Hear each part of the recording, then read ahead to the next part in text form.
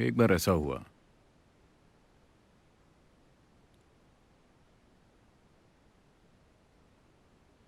कि गौतम बुद्ध, क्या आपने सुना है उनके बारे में? हम्म? सभी ने गौतम के बारे में सुना है? So, उनका नाम बुद्ध नहीं है, उनका नाम है गौतम सिद्धार्थ। वो एक बुद्ध बन गए। वैसे वो दुनिया के इकलौते बुद्ध नहीं हैं।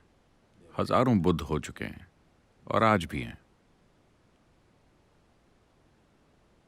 तो गौतम एक दिन सुबह लोगों के एक बड़े समूह के बीच बैठे थे। सुबह सुबह, मतलब कि इस समय से भी पहले, एक आदमी आया और आकर पेड़ की आड़ में खड़ा हो गया। वो आदमी बहुत बड़ा भक्त है। वो राम का भक्त है। आप राम के बारे में जानते हैं? रमी नहीं, राम। राम भारत के प्रमुख देवताओं में से एक हैं। अगर आपको पता न हो तो भारत में हमारे पास 33 करोड़ देवी देवता हैं।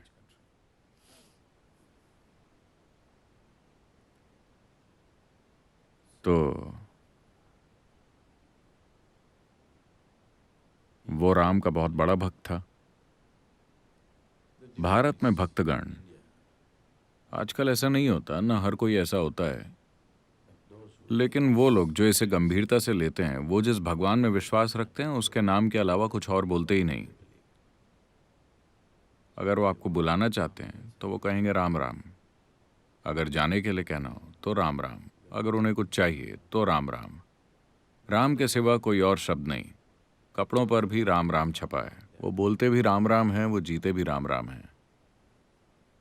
वो अपनी पूरी जिंदगी भगवान को समर्पित कर देते हैं। आप स्मार्ट हैं, आप वैसे नहीं हैं। आप भगवान को इंश्योरेंस की तरह रखते हैं। कहीं अगर कुछ गड़बड़ हो जाए तो मैंने भी अपना प्रीमियम भरा हुआ है।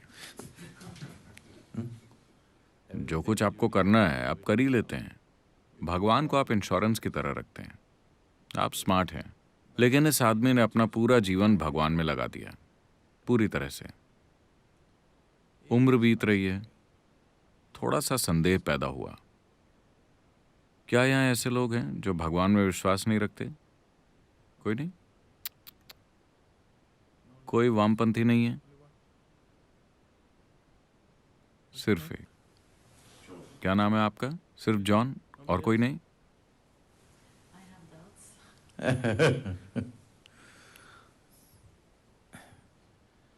तो थोड़ा सा संदेह पैदा हुआ। वो जानता है कि भगवान है, बस छोटा सा डाउट। मान लो कि भगवान नहीं है, तो मैं राम राम जप कर अपना पूरा जीवन बर्बाद कर रहा हूँ।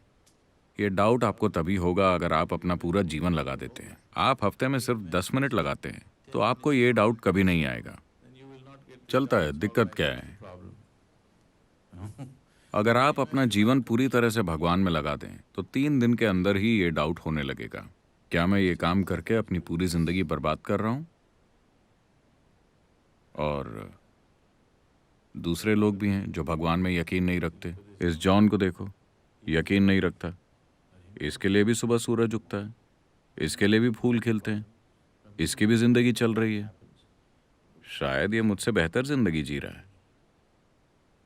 तो छोटा सा डाउट। वो जानता है कि भगवान है, बस एक छोटा सा डाउट। अब यहाँ एक आत्मज्ञानी महापुरुष मौजूद हैं।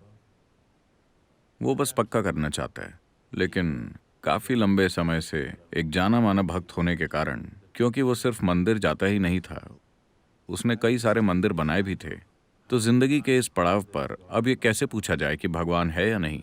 तो वो सुबह सुबह आया और दूर वहां पेड़ की आड़ में खड़ा हो गया और उसने ये सवाल पूछा, क्या भगवान है? गौतम ने उस आदमी की तरफ देखा और साफ साफ कह दिया, नहीं। वहां शिष्यों की पूरी मंडली बैठी थी।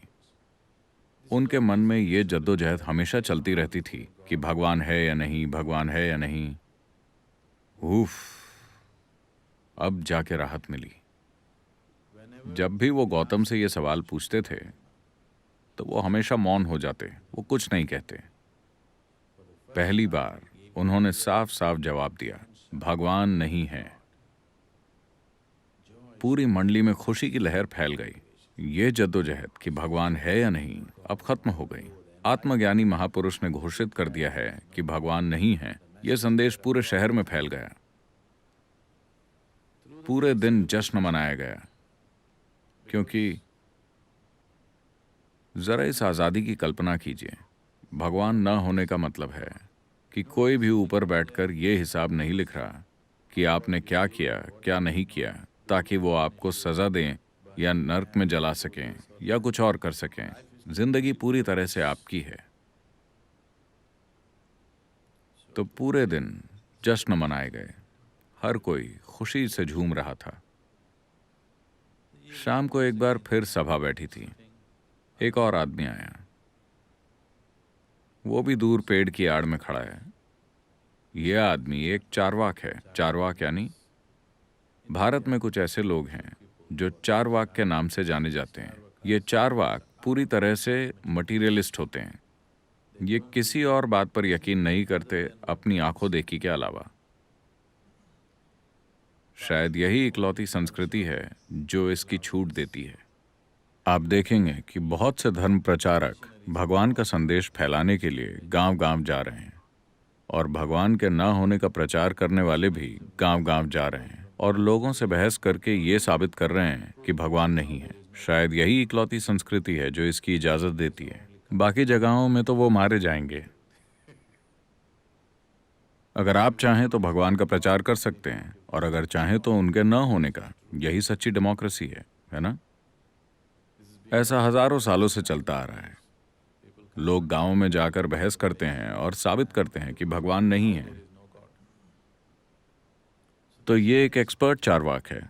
आपका विश्वास चाहे कितना भी पक्का क्यों ना हो, अगर आपने 10 मिनट उससे बात कर ली तो वो साबित कर देगा कि भगवान नहीं है। हजारों लोगों को वो यकीन दिला चुका है कि भगवान नहीं है, भगवान नहीं है, भगवान नहीं है। उम्र बीत रही है। थोड़ा सा संदेह आ गया है। मान लो कि भगवान है।